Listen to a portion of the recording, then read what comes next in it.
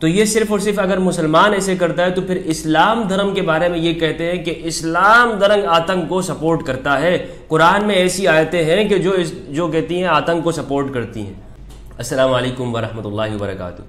कुछ दिनों से मैं गूगल के ऊपर यूट्यूब पे कुछ ऐसे हिंदू स्कॉलर्स और हिंदू पंडितों की वीडियोस तलाश कर रहा था कि जिनके इस्लाम के ऊपर कुछ विचार और रिमार्क्स में देखूं कि वो क्या कहते हैं, ख़ासतौर पर उनके जो बड़े हैं हिंदुओं के। और ये इसलिए मैं देख रहा था कि मुझे एक्चुअल चूँकि आपको मालूम है मैं इंटरफेथ हारमनी पे काम करता हूँ, तो मैं ये जानना चाह रहा था कि उनके क्या नज़रियात हैं, यानी वो क्या समझते हैं इस्लाम और मुसलमानों के हवाले से, वो किस जगह पर खड़े होकर वो इस्लाम को देखते हैं। क्योंकि बहुत सारे लोग जब ये कमेंट करते हैं, ख़ासतौर पर हिंदू, मुझे वो ये कहते हैं कि नहीं, ये इस्लाम को मुसलमान से देखा जाएगा, यानी मुसलमान दुनिया में इस वक्त मुसलमानों के बारे में यही बता दिया गया है कि मुसलमान तो ऐसे हैं, मुसलमान यूँ हैं, सारे मुसलमानों को एक करके कि सारे मुसलमान ख़राब हैं, और लिहाजा मुसलमानों को देखकर फिर ये कहा जाता है कि इस्लाम भी ऐसा होगा और इस्लाम के ऊपर फिर बात की जाती है। और मुसलमानों का आपको पता है इस वक्त दुनिया के अंदर हालांकि बहुत सारे ममालिक हैं, लेकिन उन ममालिक में जो रहने वाले मुसलमान हैं उनकी हालत क्या है ये दुनिया के सब लोगों को मालूम है। पाकिस्तान हो, बांग्लादेश हो, या सऊदी अरब, या यमन हो, इराक़, सीरिया, तो हर जगह पर कुछ हालत बेहतर नहीं है। यानी मुसलमानों के एजुकेशन के हवाले से या कोई ईजादात, इनोवेशन, तो बल्कि बिगड़ी हुई नज़र आती है। तो इस वजह से कहा जाता है कि देखें मुसलमानों की हालत ऐसी है, लिहाजा इस्लाम भी ऐसा है। तो अब उनके पंडित क्या कहते हैं, इस चीज़ को मैंने देखा और सर्च किया, तो इनके एक बहुत बड़े पंडित हैं हिंदुओं के, इंडिया के, श्री रविशंकर साहब। ये बहुत इनके बहुत सारे मुस्लिम ममालिक के अंदर विज़िट भी किया, इराक़ भी गए हैं। उस वक्त ये इराक़ गए हैं कि जब इराक़ में आम मुसलमान लोग भी जाना पसंद नहीं करते थे, वहाँ पर इतनी गोलाबारी और इतना डेथ होती थी। लेकिन ये वहाँ उस वक्त भी गए हैं और हारमनी का इन्होंने एक मैसेज दिया, और फिर दारुल उलूम देवबंद के अंदर कॉन्फ्रेंस का इन्होंने अटेंड किया और उसमें इनकी एक स्पीच है, तो वो आज हम इसको सुनते हैं और देखते हैं कि ये श्री रविशंकर जी ये क्या कहते हैं।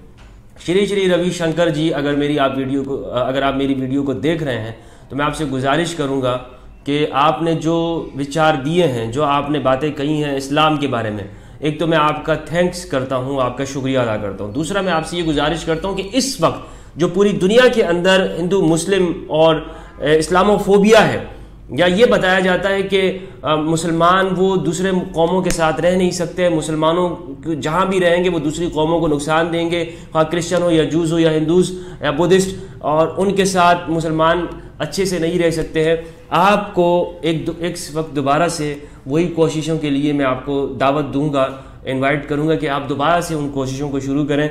आजकल क्योंकि मुझे दिख रहा है कि कोई आपकी इस तरह की कोई एक्टिविटी नहीं है, तो मैं चाहूँगा आप दोबारा इन एक्टिविटीज़ को शुरू करें।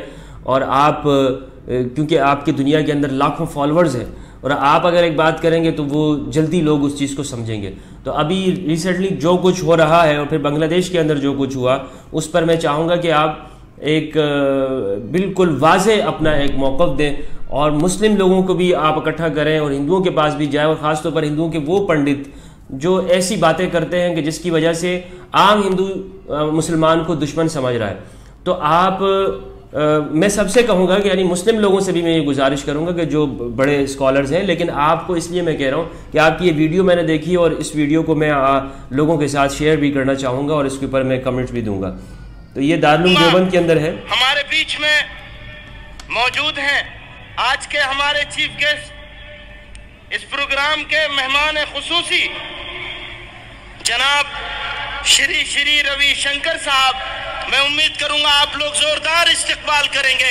ये बहुत बड़ी शख्सियत है, हम इनका इस्तकबाल करते हैं और ये उम्मीद करते हैं, ये उम्मीद नहीं बल्कि यकीन है कि कौमी यकजहती का ये काफिला आप जैसे लोगों की सरबराही में आगे बढ़ेगा और मुल्क तरक्की करेगा। तशरीफ लाइए। मौलाना मदनी साहब हैं, ये गालिबन दारुल उलूम देवबंद के चांसलर हैं।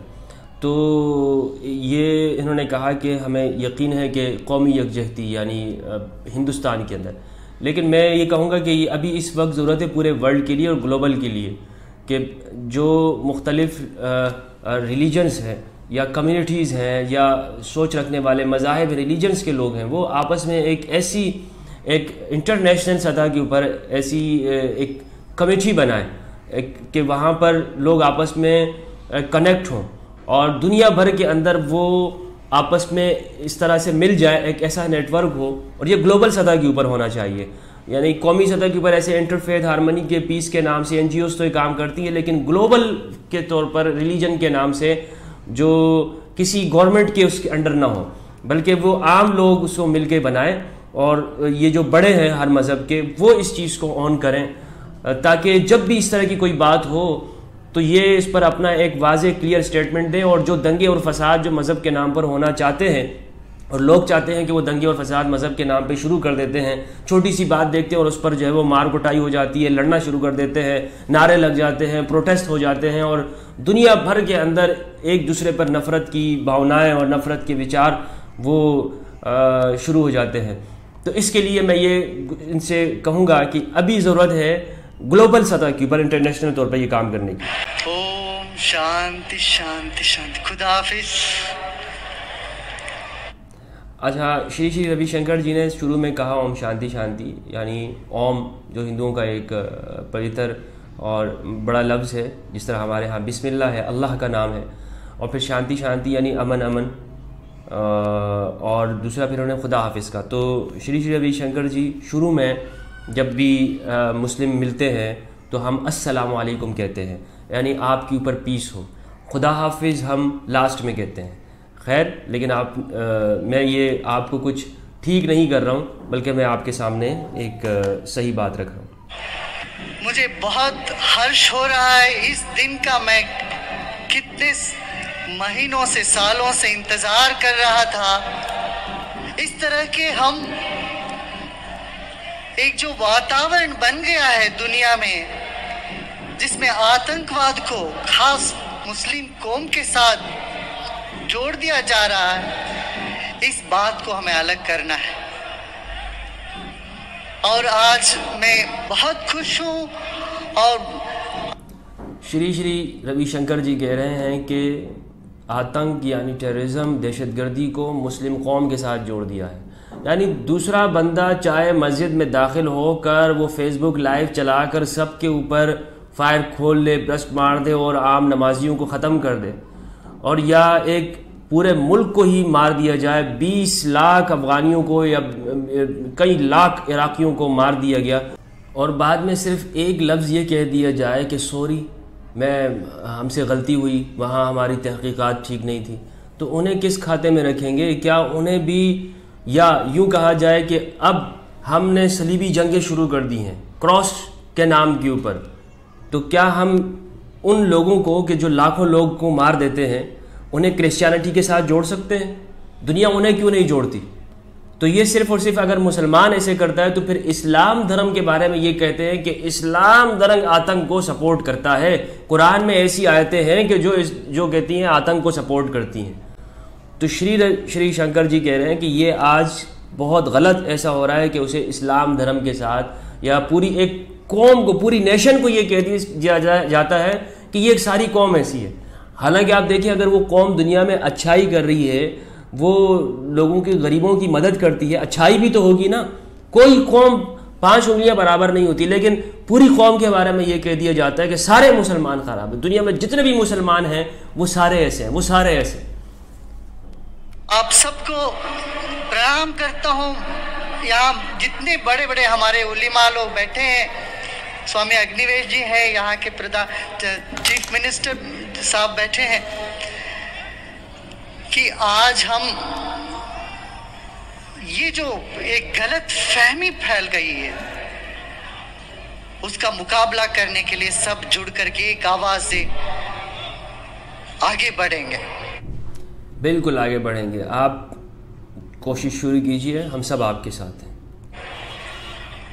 हमने सुना बुजुर्गों से, हदीस में हजरत मोहम्मद पैगंबर साहब ने कहा कि पूरब से मुझे ठंडी हवा आ रही है, पश्चिम से गर्म हवा आ रही है। आज हम ये करेंगे कि ये ठंडी हवा बनाए रखेंगे हम लोग। पूरब का ठंडी हवा पैलेस्टीन तक पहुंचेगा। प्यार और मोहब्बत का लहर हम लोग छोड़ेंगे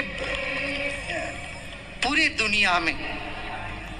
ये जो हदीस ये बता रहे हैं कि आप सल्लल्लाहु अलैहि वसल्लम ने ये फरमाया कि हिंदुस्तान से मुझे ठंडी हवाएं आ रही हैं, और आप देखें कि हिंदुस्तान ये यहाँ पर सबसे पहले पैगंबर जो इस्लाम के हैं, नबी जो इस्लाम के हैं, हज़रत आदम, वो यही हिंदुस्तान के अंदर आए। उनका कदम इसी हिंदुस्तान के अंदर, श्रीलंका के अंदर, वो जगह अभी भी है। पहले तो चूँकि ये पूरा हिंदुस्तान था, तो उस जगह के ऊपर वो श्रीलंका में अभी भी है। तो इस्लाम का हिंदुस्तान के साथ बड़ा गहरा संबंध और रिलेशन है। इसे दुनिया चाहे कुछ भी गए, लेकिन इस्लाम का इस धरती के साथ ताल्लुक़ मौजूद है। जब इराक एक बार कोई भी जाके आते हैं, वो चैन से सो नहीं सकेंगे। इससे मालूम होता है कि पंडित जी का दिल जो है वो कितना अच्छा है, नरम है, कि वो मुसलमानों के दुख के ऊपर इनको भी दुख हो रहा है। और एक अच्छा इंसान वही होता है कि जिसको दूसरे इंसान के दुख के ऊपर अब दुख महसूस हो। वो ये नहीं देखता कि सामने वाले का मज़हब या धर्म क्या है, वो सब के लिए, जो भी इंसान तकलीफ़ में होगा उसके लिए वो दुख महसूस करेगा।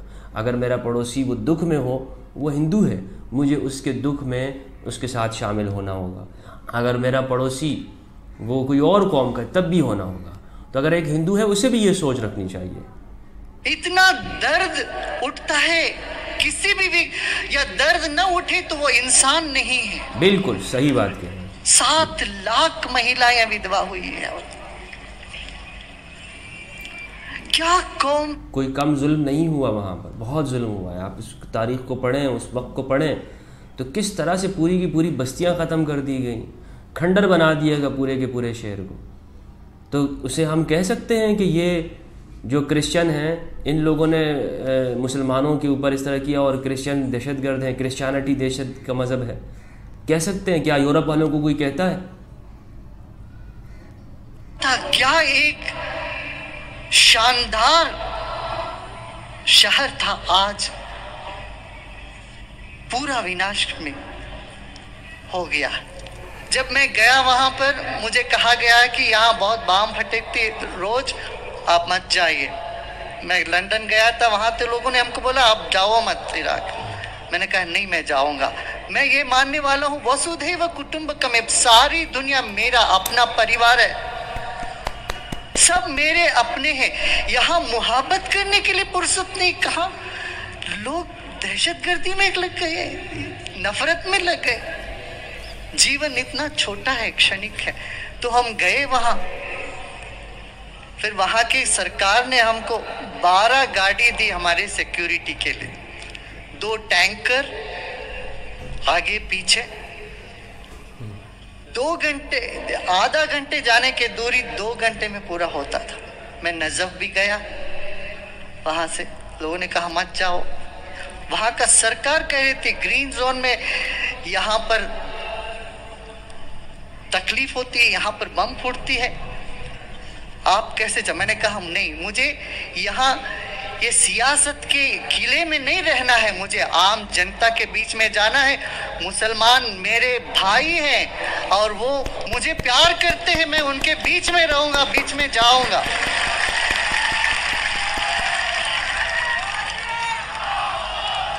मैंने कहा मैं किसी की वफादारी पर शक बिल्कुल नहीं करूंगा, ताकि हम शक करेंगे तो वो हमारा कमजोरी है, उस व्यक्ति का नहीं है। तो हम गए वहां से, हमने स्वामी अग्निवेश जी से भी टेलीफोन में बात करी। चारों ओर दहशत फैला हुआ है, बम फट रही है कहां कहां। हम गए, वहां के शिया काउंसिल के लोगों ने हमको ऐसे गले लगाए, बोले गुरुजी यहाँ से लोग तो भाग रहे हैं, ऐसे मौके पर आप यहाँ आए हो, ये आपका दूसरा घर है। गले लगाया। हाँ, मैं गया वहां रेड जोन में, मैंने कहा मुझे कोई सिक्योरिटी की जरूरत नहीं है, ऊपर वाला है मेरे साथ।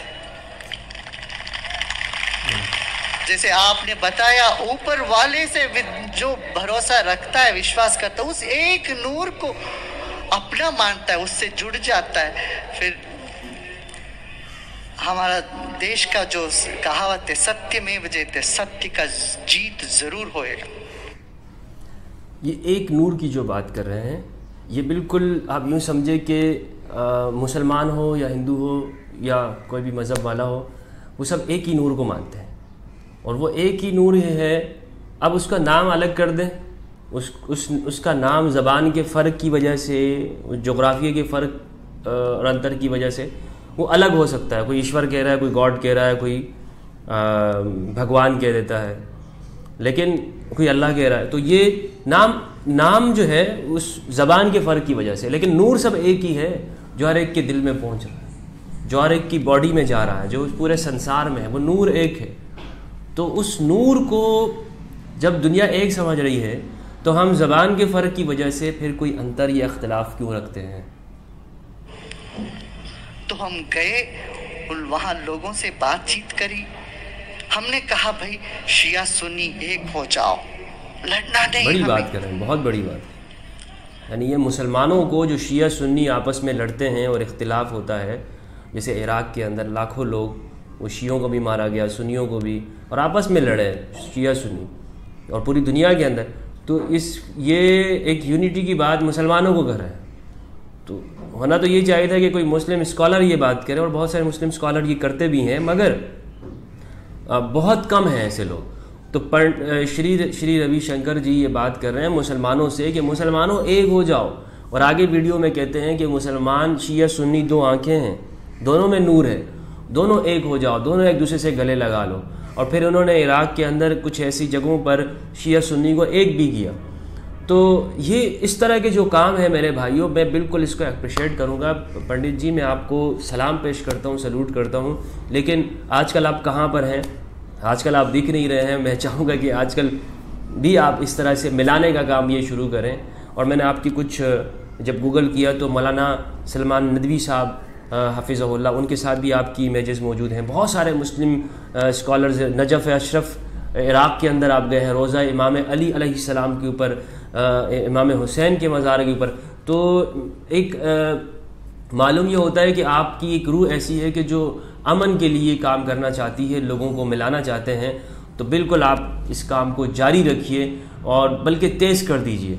और जितने भी अगर लोग हैं मेरी इस वीडियो को देख रहे हैं और जो अमन के लिए कोशिशें करना चाहते हैं, तो मैं आपसे गुजारिश करूंगा कि आप मेरे भी दस्तो बाजू बनिए और हम मिलकर इंशाअल्लाह दुनिया के अंदर अमन के लिए, पीस के लिए, मोहब्बत और भाईचारे के लिए, आलमी भाईचारे के लिए दुनिया को और इंसानों को एक करते हैं कि मज़हब और धर्म के नाम पर आपस में अंतर और फ़र्क वो ना रखो, भेदभाव ना रखो, लड़ो नहीं।